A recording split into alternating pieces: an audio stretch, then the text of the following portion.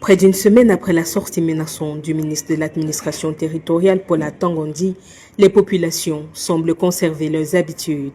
Au lieu du carrefour régi dans le premier arrondissement de Yaoundé, le bac à ordures est à moitié plein, tandis que des déchets sont déversés à même le sol. Plus loin dans l'arrondissement de Yaoundé 3, la situation est pire. Des tas d'ordures ont envahi le trottoir.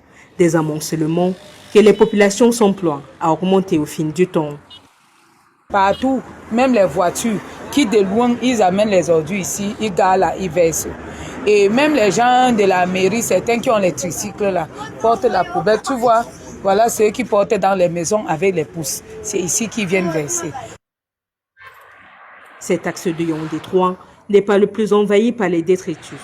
À plus d'1 kilomètre de là, les ordures s'étendent dessus près d'une trentaine de mètres, menaçant de couper la rotonde. Ici, les menaces du ministre de l'administration territoriale sont très loin des esprits.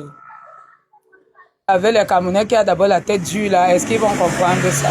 Donc ils aiment d'abord voir avant d'accepter, non?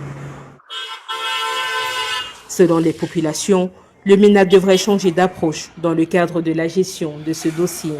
Il devait passer à la sensibilisation pendant près de 6 mois. Et en ce moment, les gens pouvaient donc être près de 2. On pourrait multiplier en Isakam. Alors qu'il y a beaucoup de sociétés qui peuvent fonctionner et s'en charger des ordures. Je pense qu'au fur et à mesure, on va sensibiliser les gens et ça va marcher. La gestion des ordures se pose comme une épine dans le pied du gouvernement ces dernières années.